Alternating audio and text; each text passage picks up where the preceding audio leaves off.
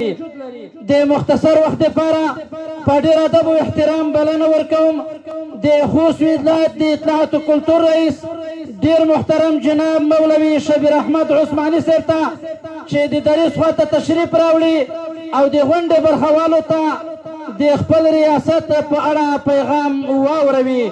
ډېر قدرمن محترم مولوي شبیر احمد عثماني صاحب د خوست ولایت د اطلاعات و کلتور رئیس.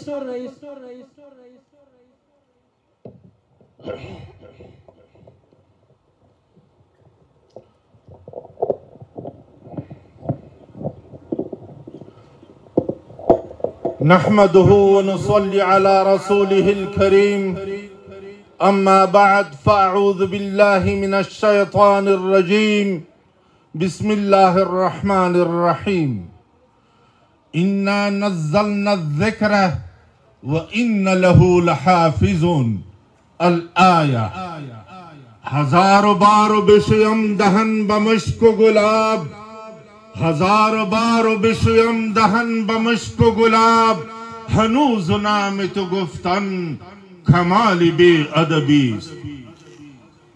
درنو شیوخ عظام علماء کرام زوانانو او د خوست ولایت شریفو اوسیدونکو السلام علیکم ورحمت الله وبرکاتو. د ډېرې خوشحالۍ ځای دی چې نن په یو داسې مجلس کې راټول شوي یو چې سوونه د دین پتنګان د دیني علومو څخه فارغ او ټولنې ته د روحاني خدمت لپاره وړاندې کیږي. درنو حضارو لکه څنګه چې الله تعالی فرمایي چې دا دین ما نازل کړی دی زه به د دې ساتنه کوم او خامخا به ساتنه کوم. لام تاکید دپاره دی لحافظون ویلی دی.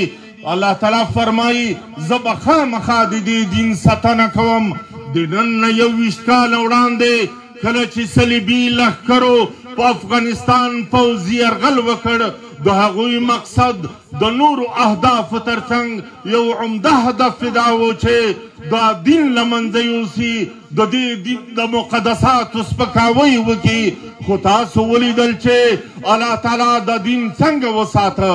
الله تعالی یو تعداد ځوانانو ته په ذهن کې دا ور واچول چې ځان پورې بمونه وتړي ځان د ټانکونو مخې ته وغورځوي په سنګر کې وجنګېږي په یو کلشنکوف باندې د قسم قسم وسلو مقابله وکړي او یو تعداد علماء کرام چې هغه په دې هېواد کې دننه پاتې شول د هغوی په ذهن کې دا و چې تاسو که هر څه کوئ موږ به د دې دین د ترویج لپاره شپه او ورځې واکوو.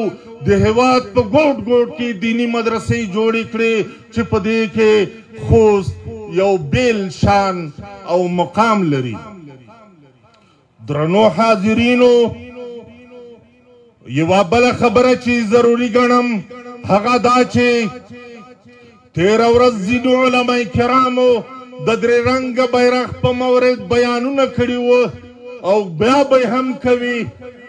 نن یادونه زه ضرور بولم. ځینو کسانو ما ته میسیجونه لیږلي دي چې رئیس صاحب محترم دا څه روان دي. زه ورته وایم چې ای وروره زما سپین بیرغ او دا درې رنګی بیرغ زه دواړو ته احترام لرم خو په خپل خپل ځای کې. زه سپین بیرغ ته احترام لرم ځکه چې دا د محمد رسول الله بیرغ ده دا د صحابه کرامو بیرغ ده او د دې بیرغ لاندې 3 ځله زموږ هېواد ازادي او خپلواکي ګټلې ده. دا داسې یو بیرغ دی چې یو صحابي په لاس کې نیولی یو لاس یې کټ شو بیا یې په بل لاس کې نیولی هغه یې چې کله ترېنه کټ که په دواړو څنګلو یې په سینه پورې ونیو خو چې کله یې سر ترېنه کټ که نو بیا بل صحابي راغی او دا بیرغ یې ځمکې ته پرېنښود بیا یې هم اوچت وساته. درې رنګی بیرغ دې ته موږ په خپل ځای کې احترام لرو. دا بیرغ داسې بیرغ نه ده چې موږ د دې هېواد ازادي د دې بیرغ لاندې ګټلې وي. د ازادۍ نه وروسته دا بیرغ په دې باندې د قوم اتفاق وشو. نعره تکبیر په زور یې ووایئ. نعره تکبیر، نعره تکبیر. درې رنګه بیرغ هغه بیرغ ده چې په دې باندې فیصله وشوه چې دا به زموږ ملي بیرغ وي، خو متاسفانه چې په تېرو 20 کالونو کې د دې بیرغ حیثیت هغو خلکو چې دې وطن ته وفادار نه وو، زموږ دین او کلتور ته وفادار نه وو، هغوی د دې بیرغ سره داسې لوبې وکړې چې په تاریخ کې به د دې بیرغ حیثیت په هماغه شان پاتې نه شي.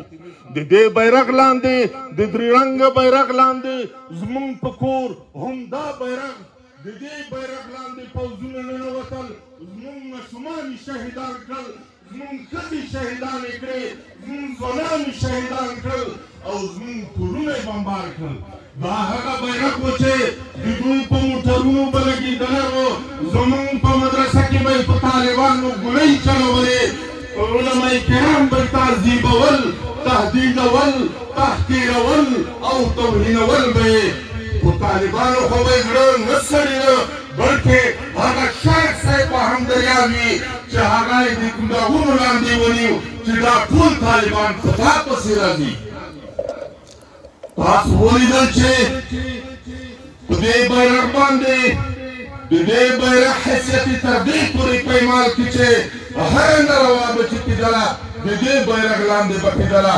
آخر امریکایانو ناټو د دې ملي بیرغ سره کومه جفا وکړه، کومه جفا وه چې ویې نه کړه، بلکې هر جفا یې وکړه.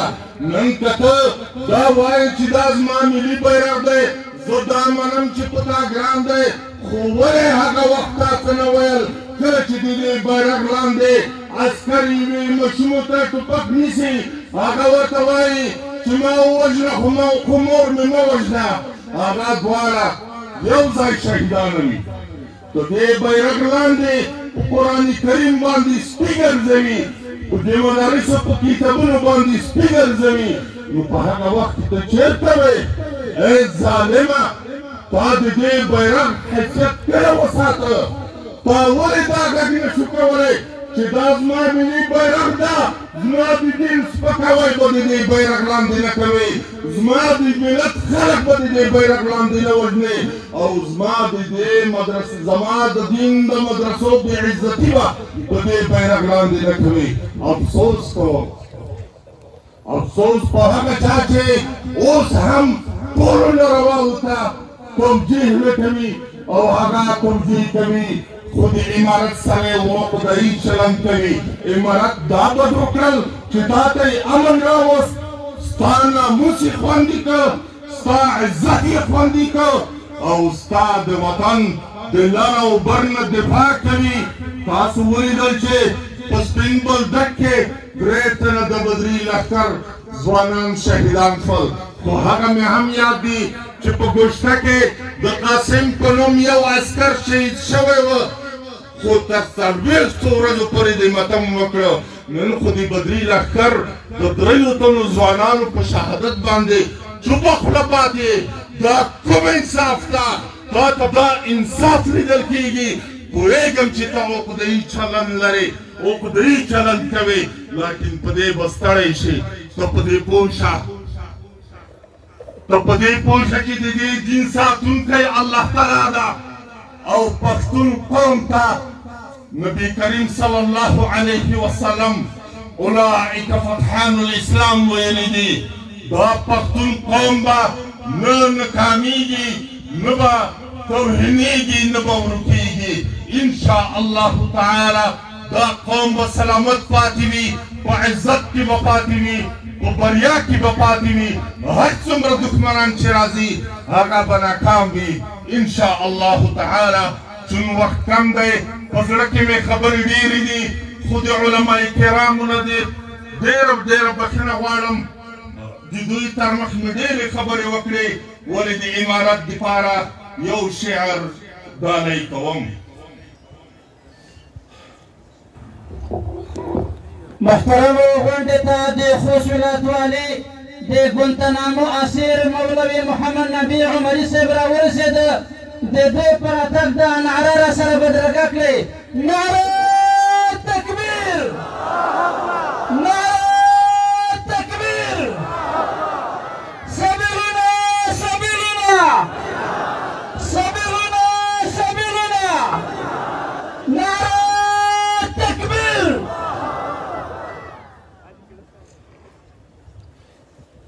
امارت صدی بس ستر ارمان دی، امارت صدی بس ستر ارمان دی، د شهیدانو یو لوی کاروان دی. امارت صدی یو تسلسل دی، د یتیم اوښ کې څیرې ګریوان دی. امارت صدی د اور سکروټه یا شهادت دی او یا زندان دی. امارت صدی په ازغو تګ دی، که یو پرې وځي بل پرې روان دی. امارت صدی مرګ سره لوبې پر ژوند قمار دی، سوچه تاوان دی. امارت صدی ملا عمر دی. امارت صدی خو شریعت دی، غرب په همدغه ورسره وران دی. امارت صدی د لیلې دښته د مظلومانو د ژوند داستان دی. امارت سوه، امارت سوه مبارزه وه یا په اور سوی منصور جانان دی. امارت صدی دین او وطن دی، افغانستان دی، افغانستان دی. یوه نعره ولګوئ: نعره تکبیر. په دې غږ باندې ته یقین وکړه که شیطان سره دوه قدمه هم وزغلوئ. په جوش د هغه سر نه تر بله سره پورې نعره تکبیر، نعره تکبیر. اسلام، اسلام، د افغانستان اسلامي امارت، د افغانستان اسلامي امارت. علماء حق، علماء حق، نعره تکبیر. ما شاء الله. والسلام عليكم ورحمة الله وبركاته.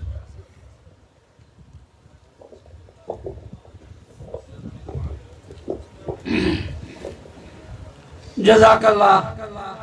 دا ډېر قدرمن جناب شبیر احمد عثماني صاحب له ویناونه یوه نړۍ مننه کوو. محترمو، په دریځ باندې چې د مشرانو سره کوم امنیتي ملګري راغلي دي، د هغوی خدمت کې دا عرض کوو د سټیج نه دې لاندې ښکته سي. د سټیج د امنیت چارې د بدري لښکر ملګرو ته سپارل سوي دي. دوی دې مهرباني وکړي د سټیج امنیت د بدري لښکر ملګرو ته پرېږدي. د کوم